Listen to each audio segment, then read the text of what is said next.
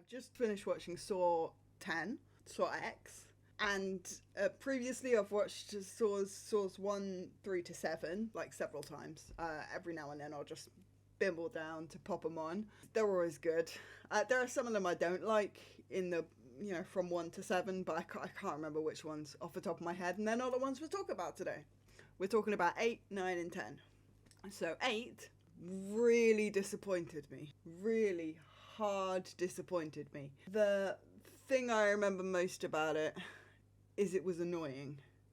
Right, like, I'm autistic. I don't really like chaotic, annoying sounds. And don't get me wrong, I don't think anyone really likes that. But the people trapped in the Saw traps were just dumb. They were just really stupid. Constantly, trying to break rules and just screaming and refusing to do anything and just turning on each other, just in a really not very entertaining way that got very grating and annoying. And by the end, you're almost kind of like, well, you failed the test, oh well, sort of thing. Like, it doesn't really make you feel as much if they just annoy you out of wanting them to live within the film. And I could tell that I wasn't enjoying it because I was on my like mobile phone games the whole time. I know if something's good, the phone goes down and I don't even think about it until the thing is over. But that didn't happen with 8. That didn't happen at all with 8. There were several points at which I genuinely considered just turning the film off, but I kept wanting it to redeem itself. I thought, nah, come on, this is a Saw movie. It's got to get good at some point. Maybe it had some bad bits, but maybe it gets good at the end. But it sort of didn't, in a really disappointing way. And I'm not hating on Saw. I've seen the rest of the franchise. I freaking love it, man. But not 8. 8 was not it, bruv. Then comes 9. 9 was a bit better. Definitely. It had some big players in it, actually, 9 did. It had, I hope I get the names of all these people right. Kevin Hart. He's a comedian and an actor, but I know him mostly for his comedy. And it had Samuel L. Jackson, which was really cool. And I don't know his name in real life. Aaron, I feel, maybe, but he played Jesse Pinkman in Breaking Bad. So he didn't have a big role, but he did come in. I was like, Jesse! Which was awesome. Yeah, it was actually very story heavy though. Like backstory heavy. There was too much backstory in my personal opinion. It didn't really start in earnest for quite a long time into the movie. I don't know whether it was 15-20 minutes or something, but up until then it was literally just this cop's backstory, and I did kind of get bored of that. I'm not gonna lie. There were no bad actors in that movie. Like, they're all really good at their job, but it just didn't interest me that much. There was no real sort of, like, it was all as well. It was kind of like disconnected. Gifts and clues and stuff would just appear in these little pretty blue boxes all over town. The cops would be led from one to another, and people would be dying in the process, but they mostly die off screen, or they die, you'd find some organ of theirs in a box or something, and then you'd get like a really short, like 30-second clip of the death. So you kind of weren't there for any of that. One of the few ones where the death was like almost entirely played out. It cuts off before you actually see them die. So they're trying to break the trap, and then it just cuts off to some other scene, and you're thinking, what? What's the point in that? I think maybe it was meant to hold suspense, but it didn't do that. Didn't do that at all. The one person whose death you do see in full is Samuel L. Jackson. And it's okay. Samuel L. Jackson is a fucking stunning actor in whatever he plays. So he played the role he was given very, very well there. I just don't think I liked the way they wrote it, to be honest. And I'm not just being a bitch. Okay. I just, there's something about all of that I feel like it was a good idea that could have been done better. great idea, poor execution sort of thing. The core idea was fine. The way they wrote and structured the movie was, I don't know, there was just something kind of off about it, and too much backstory. So I was looking at Saw X, Saw 10. I've heard really good things about it. The cover is fucking stunning with the like light beams or whatever the fuck they are coming out. That was really intriguing. I read a bit of the synopsis. It said it was sort of around about the early era of Amanda coming to be John Kramer's assistant. And I'm thinking, okay, I can do early days Amanda sort of on the timeline. I quite like that.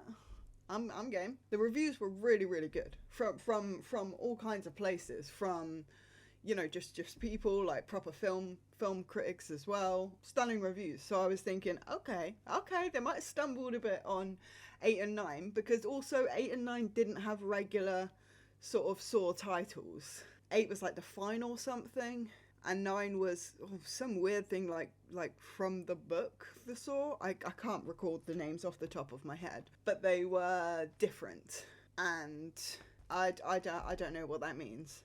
Whether they were written by the same people or what. I go into Saw 10 and I'm like, all right, clean slate. Let's just get back to decent Saw here. And it fucking did. It absolutely did. There's so many elements I love in Saw 10. It is unbelievable. There's a flipping. Saw 10 is the first Saw movie that I've ever seen where I was far more sympathetic to people like John Kramer and Amanda than I ever was to the people in the traps. Like, they are played hard style as villains, because John Kramer's got terminal cancer by this point in the timeline, and they basically scam him into fake treatment, steal his money, which is, I suppose, the whole point. But the whole time that he was being scammed, I was like, nah, John, mate, this looks too good. You're just going along with it because hope's all you got left. The amount of disdain that you feel for the people running this scam just rises more and more and more, until the point where they're caught, and you kind of go like, fair enough. you were gonna see consequences for actions like that, sis. So I don't know what you were expecting. Putting people through that kind of shit, you were eventually going to piss off or step on the wrong person, and you did. You kind of fucked over John Kramer. So straight into the trap, you have zero sympathy for these people, basically, apart from one character. She was very soft in the actual scam. She didn't have a very big role at all. And she seemed on the fence in the scam itself. She seemed like she wasn't really game for what was going on in the first place. And when she arrived in the trap, she was still very soft. She was very internalized. She didn't externalize any of her fears. She wasn't, out there screaming or trying to tear people apart, getting vicious. None of that. She was played very soft in the trap as well. So she was much easier to hold sympathy for, and her backstory was much better than all the others as well. Like, she just got caught up in drugs, and because of that made some bad decisions and got caught up with this whole scam. She is literally the only person out of everyone who was trapped who you feel some level of sympathy for. Everyone else, nah, not even a little bit. And Amanda's quite young in her journey, quite early on in her journey, so it's quite cute to watch her see that and experience difficulty passing the morality of treating that girl, Gabriella, the same as all the other trap victims, when they seem to be not more guilty but more invested in their own crimes. The intent is greater with them. And it's nice to see that. It's nice to see Amanda struggling with that a bit. And it's nice to see John Kramer sort of calmly trying to sort of talk her around and get her to see the world as John sees it. It's sweet. There's a certain level of slight frustration. 2 people died, first of all, in the traps. But they didn't die because they didn't do anything. You know, they didn't go along with what the trap was telling them to. They didn't die because they refused to play the game or anything like that. They you know, understandably freaked out a little bit at the beginning, as you kind of would in that situation. But, you know, they got their shit together. They started doing whatever the traps asked them to. I won't ruin exactly what for anyone who hasn't seen it yet. But they do what the trap, the first one does what the trap asks her to do, and what the trap is requiring, because they all require something to sort of turn them off, is going up, but it doesn't go up quite fast enough. It stops short by a couple of seconds, and then she dies, and you're sat at home, you're thinking, oh my god, she actually did it though. She did it. She did what the trap was asking and still died. And you're kind of left a little bit in shock, because you're like, oh shit. Are the rules a little bit different on this one? Because John Kramer was the one who was being, you know, personally wronged in the first place. Has he made the traps a little bit less fair this time? Out of sort of, you know, did it get personal? And when that happens with the second person as well, you're thinking, oh, maybe the plan sort of isn't to let these people out. Maybe it's just to give them the false hope of getting out, just as they capitalized on his false hope of cancer treatment. And when I had that realization, I was like, oh shit, none of these people getting the fuck out of this warehouse, that's for sure. That is for absolute sure. Gabriella, though, she passes her test. She was gonna live. She was fine with living. She doesn't, though. And that's because one of the other trap people just sadistically kills her for literally no reason. So Gabriella was going to be taken off to hospital to recover from the trap's injuries, and she would have been fine. She would have been left alone, and she would have been fine. Traumatized as fuck, but fine. That wasn't allowed to happen, though, and it had nothing to do with John Kramer and nothing to do with Amanda. The leader of the people in the trap was arguably the supervillain the entire movie, regardless of what situation she was ever put in.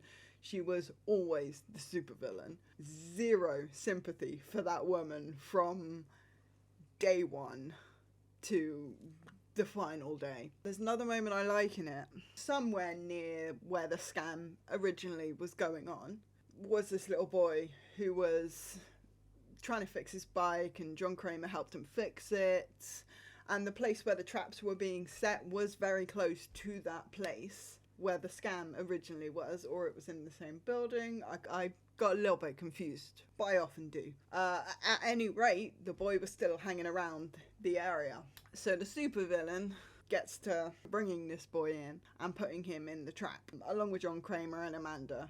I won't get into the good details about how she was able to do that, because I really don't want to spoil the living shit out of this movie. You know, I want to keep some secrets for people who haven't seen it yet, so that you can still be amazed and shocked by it. But that happens.